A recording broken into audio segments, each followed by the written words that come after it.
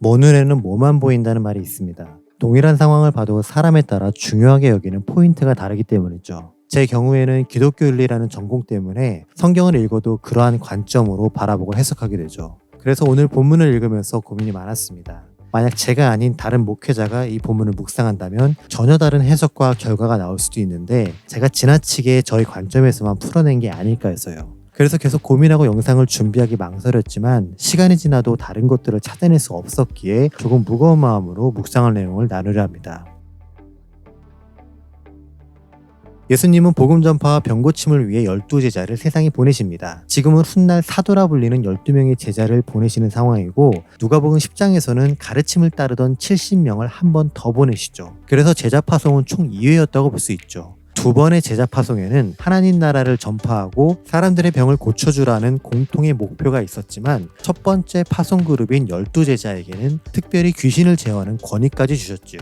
제자들이 받은 귀신 제어와 병 고치는 능력은 예수님으로부터 위임받은 영적인 능력입니다. 마찬가지로 오늘날 축기와 치유의 능력도 개인의 재능이 아닌 부여받은 은사이기에 능력을 행하는 데 있어서 언제나 대행자임을 자각하고 겸손해야 하죠. 이러한 영적인 능력이 주어졌다는 것은 인기 끌고 잘 먹고 잘 살라는 선물이 아니라 병으로 인한 고통에서 사람들을 구해주고 그들로 하여금 하나님의 마음을 알고 회개함으로 영적인 회복에 이르도록 하라는 뜻이죠. 그것은 보람이 있잖아. 예수님은 제자들을 보내시며 지켜야 할 3가지 지침을 알려주십니다. 아무것도 가지지 말고 머무는 곳을 이리저리 옮기지 말며 영접하지 않으면 먼지를 털라는 지침들이죠. 이는 하나님의 인도에 대한 확신과 복음을 전하는 사람의 태도 그리고 이를 받아들이는 사람의 자세에 대한 설명이 되죠. 또한 복음을 전하기 위한 준비, 진행 과정, 결과에 대한 반응이라는 3단계로 구성되고요.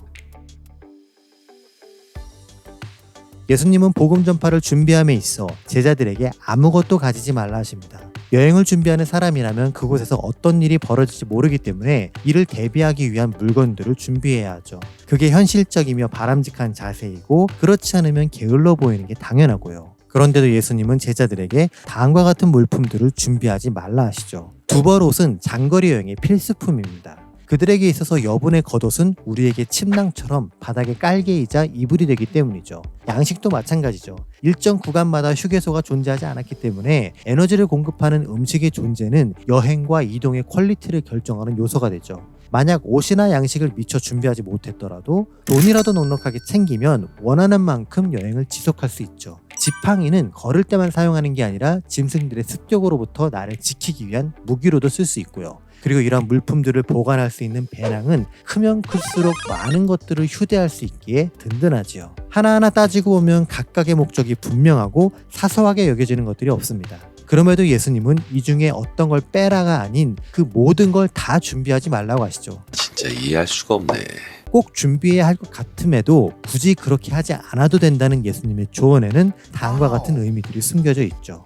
배낭은 모든 물건들을 담을 수 있는 기능과 동시에 거지들이 구걸할 때 사용하는 주머니 역할을 합니다. 당시의 철학자나 종교인들은 이곳저곳에서 이야기를 전하고 음식이나 재물을 구걸했기에 예수님은 제자들에게 그들과 같아지지 말라는 의미로 말씀하신 것이죠. 사역의 과정에서 필요한 것이 있다면 이를 명령하신 하나님이 채우실 것이고 이에 대한 확증으로 일꾼이 자기의 먹을 것 받는 것이 마땅하다는 약속을 하셨죠. 그렇게 제자들은 사역의 과정에서 무엇을 먹을까 무엇을 입을까 염려하지 않아도 되고 설령 외부로부터 위협을 당한다 하더라도 주의 지팡이와 막대기가 나를 지킨다는 믿음으로 전진하면 되는 것이죠.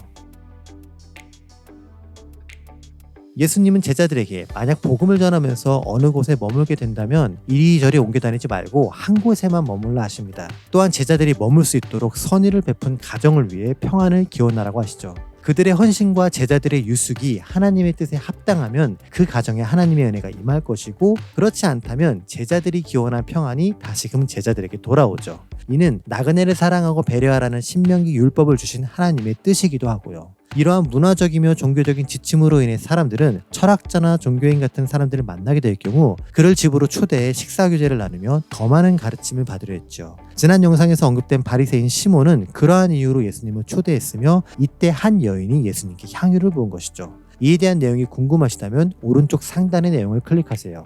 주의 교훈집으로 알려진 디다케에는 당시 순회 철학자나 종교인들에 대한 경고가 있습니다. 이들은 종교적인 가르침을 전한다면서 사람들을 현혹하고 대접받는 걸 즐겼던 거짓 선지자들이죠. 만약 누군가가 자기에게 융숭한 대접을 하면 거짓 선지자들은 온갖 감언을설로 그들을 만족시켰고, 대접이 시원찮으면 신의 뜻이라며 그곳을 떠나 새로운 곳을 찾아다녔죠.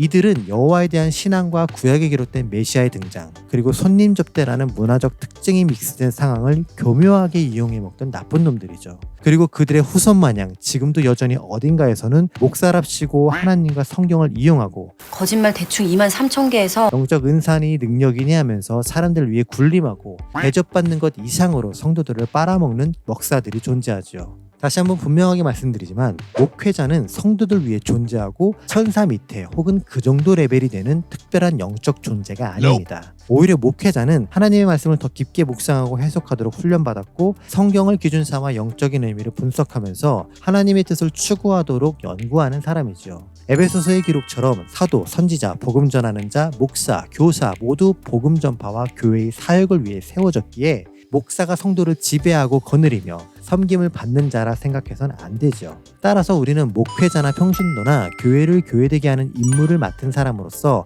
각자 받은 은사와 역할이 다름을 기억하며 서로 존중하고 배려하는 상호 보완적인 관계임을 기억해야 하죠. 예수님은 제자들에게 혹시 모를 만약의 경우에 대해서도 말씀하십니다. 이방인처럼 구약의 율법이 상관없는 사람이라면 손님 접대를 하지 않을 수도 있기 때문이죠. 그렇다고 그들을 제외시켜서도 안 되고요. 그래서 예수님은 사람들이 제자들을 맞이하지 않는다면 그곳을 떠날 때에 발에서 먼지를 떨어 증거를 삼으라 하시죠. 그렇게 될 경우 그 지역은 복음을 받아들이지 않은 자기들의 선택에 대한 책임을 져야 하며, 심판의 날에 그곳에는 소돔과 고모라에 닥친 재앙보다 더 큰 화가 임할 것이라 하시죠. 그래서 훗날 바울과 바나바도 비시디아 안디옥에서 복음을 전한다는 이유로 박해를 받아 쫓겨날 때 발에 티끌을 털어버리고 이고니온으로 향했죠. 이러한 박해와 거부는 오늘날의 우리들에게도 동일하게 지연될 수 있고요. 하지만 사람들의 영접 여부와 관계없이 우리는 그들에게 복음을 전해야 하는 의무이자 책임이 부여되었고, 이것은 곧 먼저 믿은 사람으로서의 도리이자 거룩한 부담감인 것이죠. 이러한 명령대로 제자들은 여러 마을을 다니며 복음을 전하고 병을 고치는 사역을 행했습니다. 여기까지는 제자들이 예수님으로부터 능력과 권한을 위임받아 복음을 전하게 되었다는 희망적이고 감동적인 이야기였습니다. 하지만 지금부터는 영상 시작에 말씀드린 것처럼 기독교 윤리를 전공한 저희 관점에 맞춰 본문의 적용점을 찾아보도록 하죠. 미리 말씀드리지만 이번에는 전적으로 예비, 현역, 은퇴 목회자들을 향한 내용이기에 듣는 사람에 따라 당돌하게 혹은 버릇없게 어쩌면 철없는 발언처럼 보일 수도 있습니다. 하지만 그래도 누군가는 해야 할 말이기에 꺼내려 합니다. 설사 뭐에 칼이 들어와도 할 말을 하는 게 사회라. 첫 번째로 신학생과 전도사를 포함한 예비 목사님들께 말씀드립니다. 능력과 권한을 위임받은 제자들은 각 마을에 두루 다니며 곳곳에 복음을 전하죠. 곳곳이라고 기록된 헬라어 판타쿠는 모든 곳으로 중간에 건너뛰는 곳 없는 에브리웨어지요.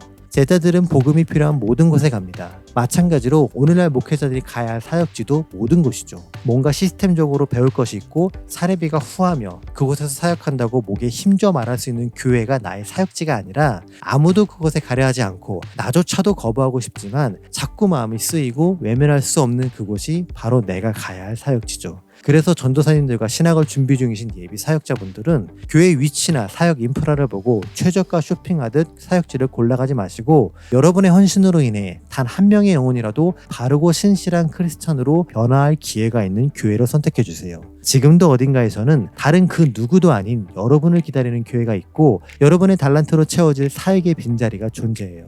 그러니 계산기도 들여도 이익이 안 나지만 나를 목회자로서 부르신 하나님의 요청에 응답하시는 여러분들이 되시길 부탁드려요.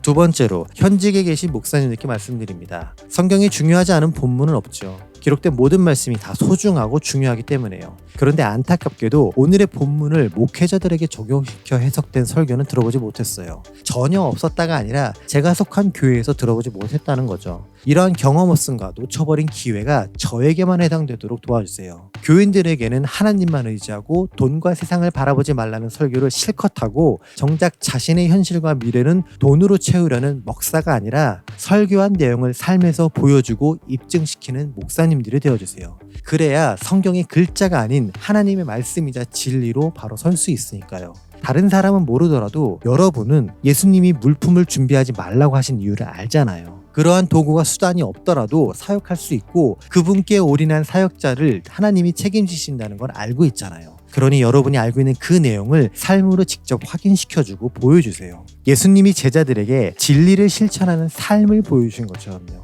그래서 교회를 사업장으로 여기면서 기독교를 개독교화시키는 목사들 가운데 진짜 예수 닮은 목사, 사람 냄새나고 인간미 느껴지는 목사님들이 되시길 전심으로 부탁드려요. 끝으로 은퇴를 목전에 앞두고 계신 목사님들께 말씀드립니다. 30-40년 목회를 감당하신 분들에게 제가 감히 이런 내용을 언급한다는 게 언짢고 불쾌하실 수 있겠지만 기대승과 사칠론변을 나눈 이왕 선생님의 마음으로 들어주셨으면 좋겠어요. 그리고 제가 언급하는 내용 중 나쁜 부분은 실존하지 않고 저의 상상 속에서만 존재하길 소망하고요. 제자들은 사역을 마치고 다시 예수님께 돌아가죠. 마치 우리에게 돌아가야 할 본향이 있는 것처럼요. 그리고 예수님의 명령대로 사역한 것에 대한 결과를 보고하죠. 하지만 성경 어디에도 현실적인 대비가 부족해서 사역이 힘들었다거나 결과가 좋지 않았다는 내용이 없지요. 그렇다면 여러분들도 훗날 예수님 앞에서 사도들처럼 멋진 고백을 하시면 어떨까요? 세상 사람들조차 공술의 공수거 인생이기에 죽음 앞에선 다 부질없음을 아는데 목회자이자 영적 지도자였다면 은퇴의 순간에도 믿음의 기반을 둔 영적인 자존심과 카리스마가 필요하지 않을까요? 물론 은퇴 이후를 대비한 노후 자금이 필요합니다. 급여와 같은 정기적 수입이 사라지니까요. 하지만 대출을 받아 은퇴비를 마련함으로 발생하는 교회의 재정적 부담은 정말 아무렇지 않으신가요? 난 이제 떠날 거니까 너희들 사정은 알아서들 해결하라는 생각이신가요? 훈련과 헌신을 이유로 믿음페이 수준에서 부사역자들을 고용하려 하시고 교회에 부담이 된다는 이유로 다른 사역자들의 급여 인상을 망설이셨던 분들이 물가 상승률을 핑계 삼아 자신의 급여와 활동비 인상을 신속히 처리하신 것도 모자라 은퇴나 사임을 명분으로 적게는 수억, 많게는 수십억씩 뜯어가는 걸 과연 하나님이 기뻐하실까요? 분명 선배님들은 후배들에게 사명감으로 목회하라고 조언하셨는데 왜 여러분의 헌신은 무리한 은퇴비로 인정받고 보상받으려 하시는 건가요? 타종교회는 구원이었고 세상은 죄악에 물들었으니 그들의 가치관에 따르지 말아야 한다고 비판하시던 선배님들이 왜 지금 저희들에게는 여타 종교인들보다 더 실망스럽게 보일까요?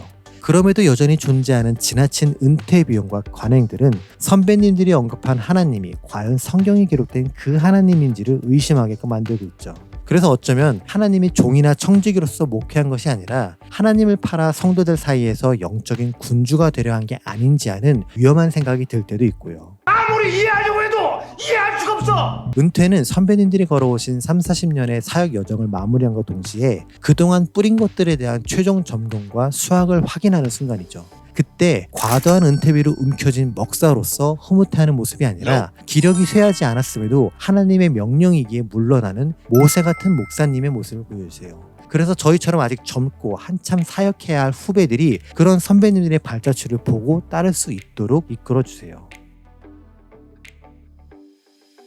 저희 영적 멘토이자 아버지 같은 목사님은 얼마 전 30여 년의 목회 생활을 마치셨지만 이렇다 할 노후 준비가 되어 있지 않아 보여요. 안전한 집이나 넉넉한 자산이 없는 거죠. 하지만 그럼에도 목회하면서 먹고 살 걸 못해놔서 걱정이다. 그래서 지난 시간과 사역에 대해 후회한다는 말씀을 한 번도 안 하셨죠. 오히려 내가 좀 더 열심히 하지 못했다. 조금 더 경건하고 영적으로 성숙하지 못했던 게 아쉽다는 말씀만 하시죠. 현실과 미래가 불안할 수 있음에도 그분은 이해가 되지 않을 만큼 늘 평안하시죠. 그런 모습이 하나님의 인도에 대한 확신이자 자신의 인생을 끝까지 책임진다는 믿음이지 않을까요? 대형교회 담임 목사도 아니었고 은퇴 후에도 많은 걸 소유하지 못했으나 그분이 보여주는 하나님을 향한 마음과 태도는 늘 한결같아요. 그래서 정치와 가머니설로 권력을 유지하려는 대형교회 목사들에게 썩소를 날리는 똘끼 충만한 두더지조차 그분 앞에서는 한없이 어리고 작은 존재가 되죠. 이렇게 주머니가 아닌 하나님에 대한 믿음과 영성으로 가득 찬 은퇴 목사님들이 많았으면 좋겠어요. 그리고 그렇게 되고자 하는 마음과 자세로 사역하는 현직 목사님들이 많았으면 좋겠고요. 그런 목사님들의 뒷모습을 보고 따라가는 예비 목회자들도 많았으면 하고요. 여러분들의 교회에 그런 목사님들이 계시길 바라요. 이런 목회자로 성장하도록 힘써주시는 여러분과 교회가 되어주시길 바라고요. 그래야 교회가 사업장이 아니라 영적 공동체로 남고 진리가 목사의 돈벌이 수단이 아니라 성도들의 삶의 기준이 되며 복음이 실적을 위한 상품이 아니라 영혼 구원을 위한 메시지가 될 수 있죠. 여러분과 여러분의 교회와 그곳에서 사역하는 목회자들이 그러한 거룩한 구별됨과 변화의 시작점이 되길 소망하며 다음 시간에 만나요.